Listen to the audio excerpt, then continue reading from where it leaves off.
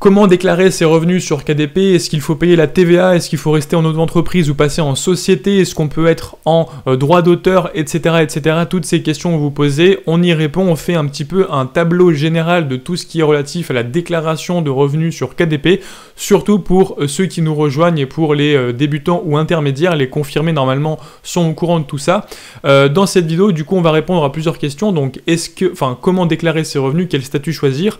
Ensuite, on va parler de quand déclarer ses revenus et est-ce que voilà, il faut régulariser sa situation tout de suite ou pas? Est-ce qu'on a un délai? Ensuite, on parlera de la TVA et de est-ce que les royalties sont assujettis à la TVA ou non? Je donnerai ma réponse. Et également, à la fin, on verra quand est-ce qu'il faut passer en société. Est-ce qu'il faut rester en auto-entreprise? À partir de quand, voilà, passer de l'un à l'autre? Et puis surtout, quels sont les avantages et les inconvénients? Et je vous montrerai tout avec un tableau Excel que je vous ai fait avec des chiffres. Seuls les chiffres parlent, donc voilà, on verra 3 situations distinctes et dans laquelle vous devez choisir entre auto-entreprise et société. Avant de commencer cette vidéo, j'aimerais vous rappeler que ceci est vraiment pas un conseil de déclaration, je ne suis pas professionnel de la profession, je suis ni expert comptable, ni avocat fiscaliste, ni employé à l'URSSAF, etc. Donc je ne connais pas de manière professionnelle toutes ces choses, c'est vraiment un retour d'expérience de ce que j'ai pu comprendre depuis à peu près 3 ans, de ce qu'on a pu réunir avec les membres de la communauté et avec les personnes qui m'accompagnent. Donc dans tous les cas, prenez cette vidéo pour avoir un tableau général, mais pour toutes les questions personnelles, les questions relatives à votre situation et surtout les réponses définitives, je vous invite à contacter un professionnel, vous faire accompagner ou tout simplement à appeler l'URSSAF pour avoir leur réponse. Vraiment, c'est très important. Prenez ça en compte et soyez responsable à ce niveau-là puisque c'est seul vous qui êtes responsable de vos déclarations. Donc voilà, ce n'est pas un conseil, c'est un retour d'expérience. Premier sujet qu'on va traiter aujourd'hui, du coup, quel statut choisir? Alors vous avez plusieurs solutions. Première solution, vous pouvez tout simplement déclarer vos royalties en tant que droit d'auteur, comme si vous étiez un simple écrivain qui se fait éditer par une maison d'édition et qui touche des droits d'auteur, des royalties. Nous, on utilise KDP pour s'auto-éditer, mais au final, le statut, c'est le même, on est des auteurs, on touche des royalties. Donc, la première chose à ne pas confondre, c'est que, l'erreur à ne pas faire, c'est qu'on n'est pas en train de vendre des marchandises, on ne fait pas du e-commerce, de l'import-export, on est prestataire d'Amazon qui nous reverse des royalties et donc, c'est des droits d'auteur. Donc, première solution, vous pouvez tout simplement déclarer vos revenus en droit d'auteur et donc là je vous invite à lire la page impôts.gouv sur les droits d'auteur. En gros, à la fin de l'année, lorsque vous déclarez vos impôts, vous avez une classe 2042 à remplir suivant les royalties que vous avez touchées et donc vos royalties KDP c'est associé à toutes les royalties que vous pouvez toucher si vous vendez à la FNAC, etc. en librairie physique. Si vous avez par exemple, vous êtes auteur, vous avez une maison d'édition, vous avez, vous êtes vous utilisez une maison d'édition pour distribuer votre livre, elle vous verse des droits d'auteur et vous utilisez aussi KDP en plus, et bien tout ça c'est des droits d'auteur que vous déclarez sur votre fiche d'imposition. Donc ça c'est la première solution. La deuxième solution, c'est la solution la plus répandue dans cette communauté, c'est là-dessus que j'ai commencé et 90% des gens sont comme ça. Donc on déclare en tant que auto-entrepreneur, donc on a un statut d'auto-entrepreneur, on a des royalties qui sont un revenu issu des prestations de services et on déclare tous les trimestres ou tous les mois selon le régime qu'on a choisi à l'URSSAF nos revenus en prestation de service. Je le répète, on a une prestation de service pour Amazon qui nous donne des royalties, on ne touche pas l'intégralité de la vente du livre, on touche que un morceau, nos royalties, donc c'est vraiment de la prestation de service.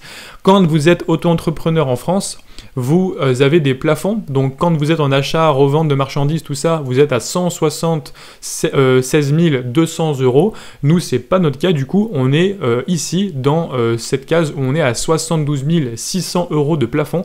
Donc en gros, dans cette situation, vous pouvez générer jusqu'à 72 600 € par an de royalties, ce qui fait à peu près 6 000 € par mois, donc c'est déjà super large, vous avez de quoi faire pour vous lancer sur Amazon KDP.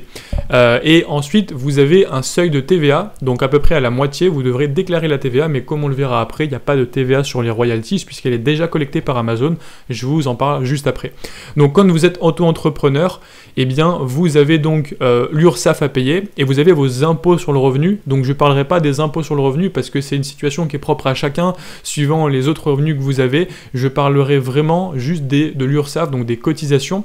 et donc c'est en plus 90% de ce que vous devrez payer, donc vous devez payer à peu près 22% pour de la prestation de service. Donc après il y a des petits 0,2% pour des contributions à la formation, etc.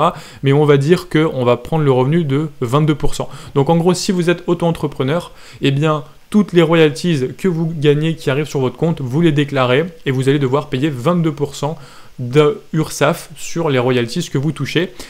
Et donc, une chose aussi à savoir, donc maintenant qu'on est dans la prestation de service, qu'on a compris ça, il faut connaître le code APE. Donc le code APE, c'est le code qui immatricule votre activité, ça indique dans quelle activité vous exercez. Et le code pour Amazon KDP, en général, ce qu'on met, c'est... donc il y a des personnes qui prennent un autre code, mais la plupart du temps, on met édition de livre, donc 5811Z. Vous êtes éditeur de livres, hein, vous faites de l'édition de livres. Vous pouvez mettre aussi artiste-auteur, il y a des choses comme ça. Donc il y a quelques personnes dans la communauté qui ont utilisé un autre code APE, mais en général, on utilise édition de livre. Sachez que le code APE, c'est vraiment un code pour immatriculer votre société, pour avoir une indication sur votre activité. Et dans une auto-entreprise, vous pouvez avoir plusieurs activités. Par exemple, vous pouvez faire de l'édition de livres et vous pouvez vendre des t-shirts. Donc vous pouvez avoir un compte merch et puis un compte KDP et les réunir au sein de la même auto-entreprise. Ça pose pas de problème. Le code APE, c'est juste le code de votre activité principale et c'est surtout à des fins statistiques pour l'URSSAF, c'est-à-dire que les cotisations sont les mêmes si vous faites du merch ou des livres. Donc en gros, choisissez le code APE au début de votre activité et ensuite ça sera OK. Normalement, il n'y a pas de grosse erreur avec le code APE. Donc tant que vous êtes dans un code APE qui correspond à l'activité principale, c'est OK. Donc ça c'était pour le code APE et donc pour la déclaration en auto-entreprise. Maintenant, on va parler de le deuxième sujet, c'est vraiment la TVA. Donc la TVA, est-ce que les revenus KDP sont assujettis à la TVA? Donc si vous êtes en auto-entreprise, déjà on a vu qu'on a un plafond au niveau de l'auto-entreprise à 34 400 € de franchise de TVA, c'est-à-dire qu'en dessous, vous n'êtes pas soumis à payer la TVA, mais en dessous, vous devez la payer. Le truc, c'est que vous devez la payer sur les revenus qui sont assujettis à la TVA et les revenus KDP ne le sont pas. Pourquoi? Parce qu'en fait, Amazon collecte déjà la TVA pour vous. Donc j'ai deux arguments qui me permettent de dire ça. La première chose, c'est que déjà, quand vous créez un livre, par exemple ici, j'ai un carnet de musculation dans ma bibliothèque, lorsque je crée un livre, eh bien, on voit que par exemple sur le marché français, on a 9,99 comme prix, on a 2,58 qui est notre coût d'impression, et puis on a notre redevance, et en fait, Amazon a déjà inclus la TVA, c'est-à-dire que nous, le prix hors TVA c'est 9,47 et le prix avec TVA c'est 9,99. Donc en fait la TVA sur les livres c'est 5,5%, c'est pas 20% comme la plupart des produits, c'est 5,5% et elle est déjà collectée dans le prix de vente par Amazon et elle est reversée aux administrations. Donc vous, votre royalties, eh bien, elle est sur une vente sur laquelle la TVA a déjà été collectée, donc vous n'allez pas redonner de la TVA sur vos royalties, ça reviendra à donner 2 fois de la TVA. Donc ça, c'est la première preuve. Déjà, les prix sont affichés hors TVA, vous avez une royalties, et puis on voit bien dans l'interface que Amazon la collecte. Et deuxièmement, j'ai demandé une confirmation à Amazon par mail, et j'ai reçu ce mail-là. Donc bonjour Nicolas, merci de nous avoir contacté. As a seller of record, Amazon collecte et paye la TVA aux administrations appropriées. Nous vous rappelons que la TVA est déduite avant le calcul de vos redevances. Donc en gros, vous avez des redevances qui sont nettes de TVA. La TVA a déjà été prise pour vous. Donc voilà, ça c'est les deux arguments qui me permettent de dire qu'on n'a pas besoin de collecter la TVA, de la reverser. Donc voilà, pour tout ce qui est, si vous faites que du KDP, la TVA en gros ça vous concerne pas, que vous soyez en société après ou que vous soyez en auto-entreprise, voilà, la TVA est déjà prise. Donc ça, c'était les premières questions à laquelle il fallait répondre. La deuxième question qu'on pose souvent, c'est quand il faut déclarer ses revenus, est-ce que c'est obligatoire? Alors déjà oui, c'est obligatoire de déclarer ses revenus. Dès qu'un revenu arrive sur votre compte, il faut le déclarer. Et sinon, quand faut-il le déclarer? Eh bien il faut le déclarer à partir du moment où vous commencez votre activité, que vous avez des premiers revenus. Donc il y a deux choses à ne pas confondre, c'est-à-dire que oui, il faut être en règle et oui, il faut déclarer ses revenus, mais non, vous n'êtes pas obligé d'ouvrir une auto-entreprise avant même de commencer votre activité. C'est-à-dire que faut pas non plus attacher la charrue avant les bœufs. Vous pouvez ouvrir votre compte KDP, vous pouvez commencer à apprendre à vous former, et puis quand vous ferez des revenus, vous déclarez votre situation, et puis vous régulariserez et vous payerez vos impôts.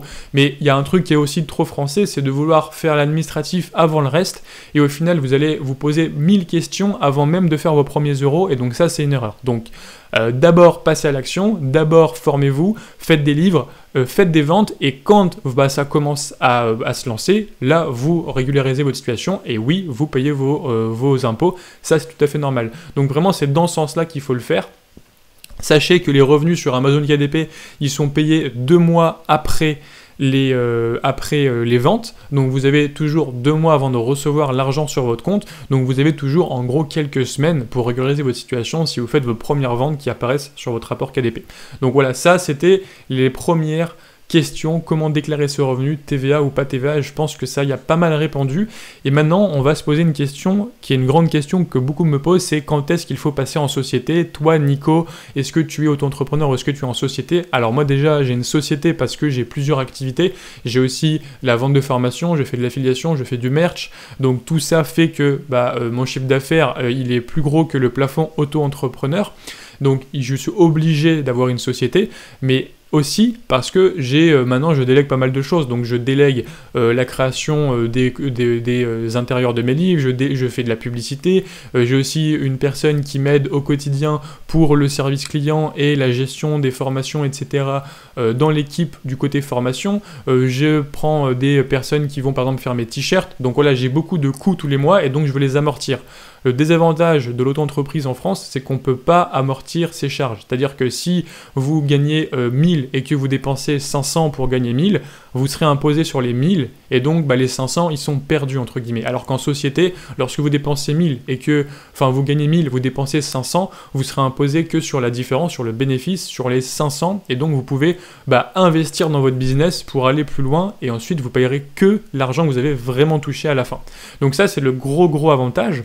Mais ça ne veut pas dire que c'est magique et que la société, c'est génial, on amortit tout et on paye moins, parce que la société, il faut payer le comptable, il y a aussi l'impôt sur la société. Lorsque l'argent est dans la société, on ne peut pas le sortir à moins de se verser un salaire, donc de payer des charges ou de verser un dividende et donc de payer une flat tax. Donc il y a aussi plein de coûts et au final il y a un seuil à partir duquel ça devient intéressant, mais au début c'est pas intéressant d'être en société même si on peut pas amortir.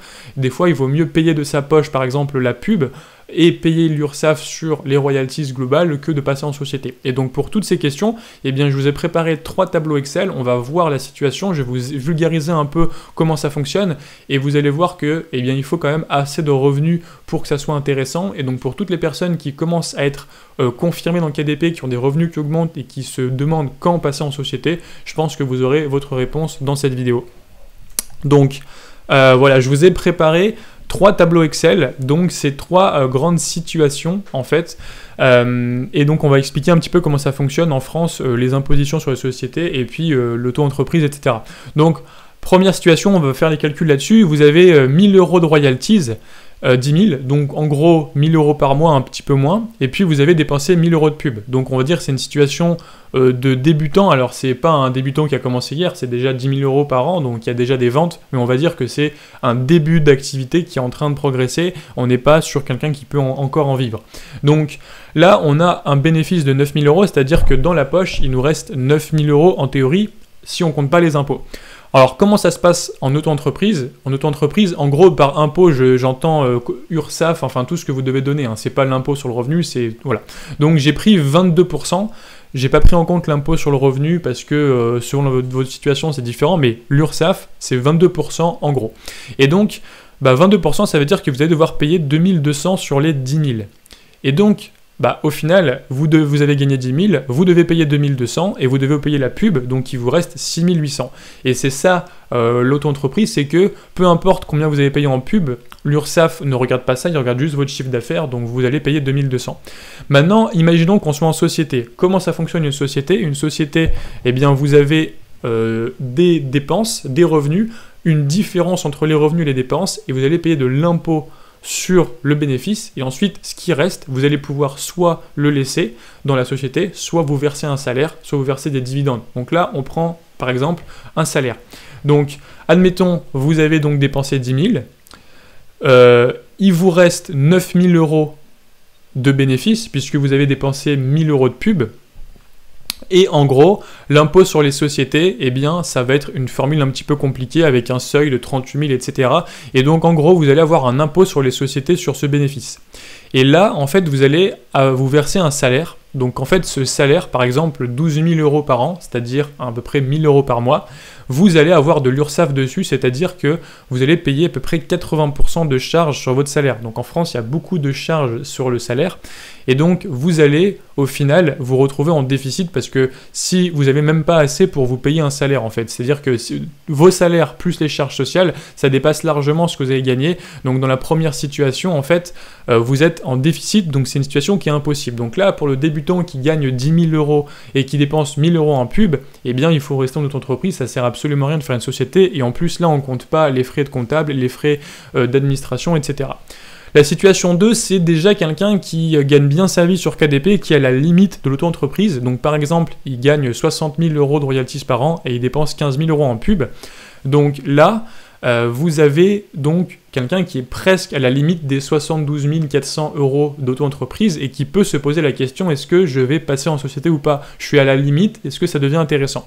Donc, admettons, il lui reste 45 000 € d'impôts. 45 000 € dans sa poche de bénéfices.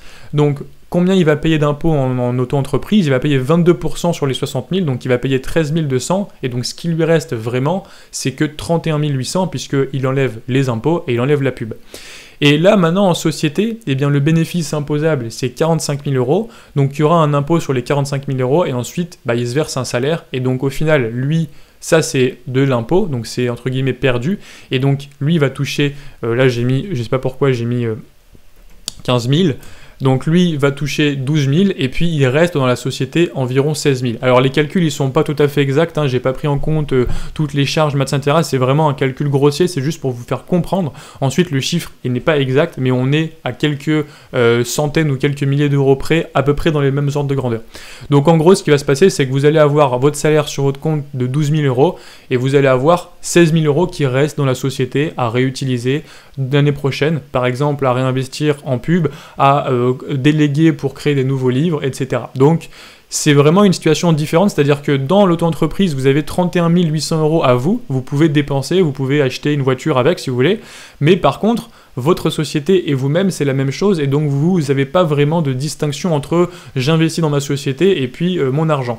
Dans la société, c'est différent, vous avez un salaire, donc avec ce salaire, vous payez votre loyer, vous payez tout ce que vous avez à payer, et puis il reste 16 000 € dans la société, mais ces 16 000 €, vous ne pouvez pas vous acheter n'importe quoi, vous ne pouvez pas acheter une voiture ou quoi, c'est l'argent de la société, c'est pas le vôtre. Et donc, ça vous force à investir dans votre société, parce que de toute façon, c'est de l'argent qui est bloqué dans la société.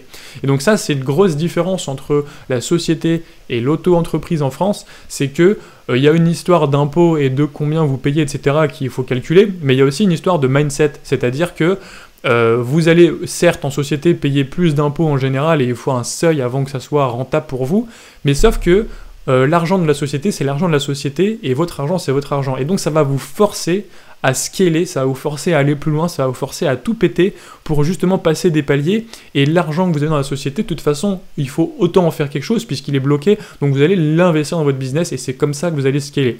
Et vraiment, en général, on dit souvent que l'auto-entreprise, c'est un statut de transition et c'est un statut gagne petit. C'est-à-dire que oui, vous pouvez très bien gagner votre vie, mais vous ne pourrez jamais faire des millions avec votre auto-entreprise parce que vous êtes capé et le fonctionnement fait que c'est vraiment une transition.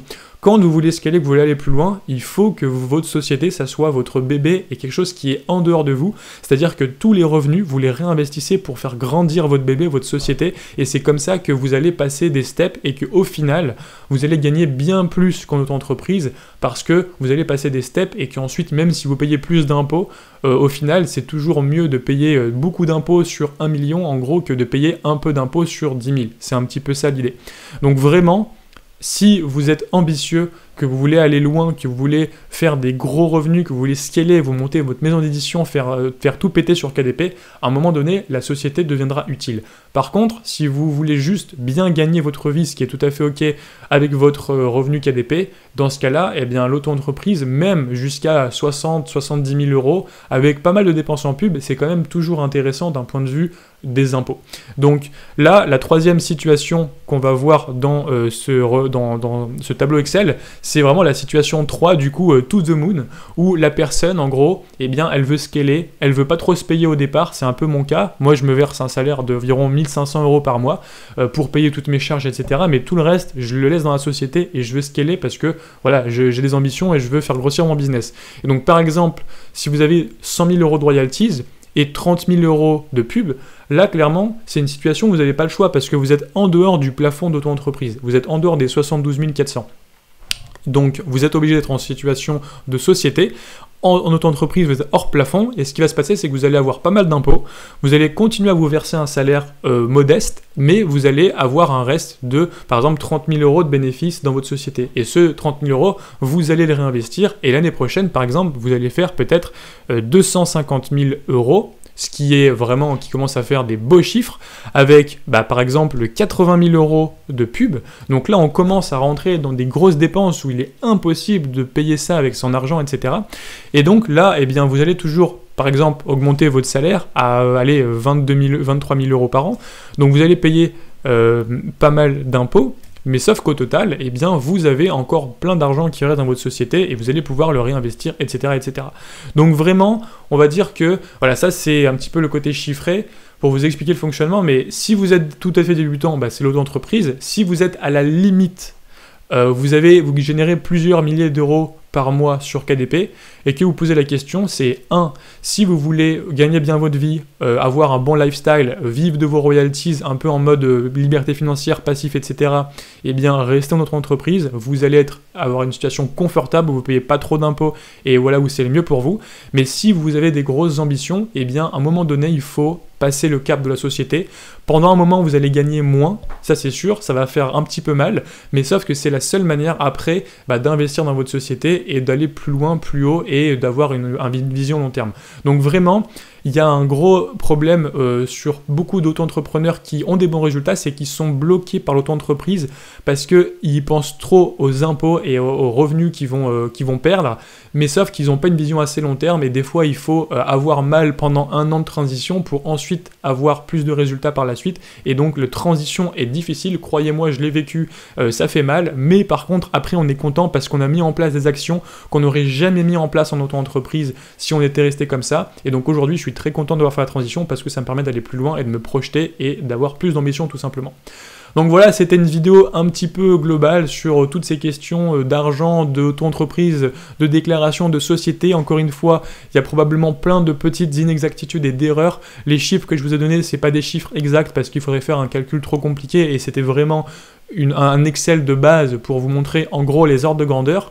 Mais l'idée globale est là et je pense que ça vous aura aidé. Si c'est le cas, mettez-moi un pouce dans cette vidéo, partagez-nous dans les commentaires quel est votre statut, ce que vous en pensez. Si j'ai fait des erreurs, rectifiez-moi, il n'y a aucun souci, j'ai pas de problème avec cela, j'ai probablement fait des petites erreurs. Et en tout cas, encore une fois, eh bien, formez-vous, informez-vous sur tout ça. C'est aussi le boulot d'un entrepreneur de passer du temps avec l'administratif, etc. C'est pénible, mais c'est obligatoire. Et quand ça devient plus familier, c'est là que vous avez un peu plus de liberté, que vous commencez à comprendre comment ça fonctionne et que vous pouvez sereinement développer votre business. Voilà. Donc, partagez-nous dans les commentaires toutes les choses intéressantes à partager. Je vous dis à la prochaine pour une prochaine vidéo. Belle vente et pour tous ceux qui sont au bord de l'auto-entreprise et qui hésitent, etc., je vous invite à passer le cap de la société parce que en termes de mindset, ça va débloquer quelque chose en vous et vous allez aller ensuite to the moon. En tout cas, on espère. Allez, à bientôt. Ciao, ciao pour une prochaine vidéo. Belle vente.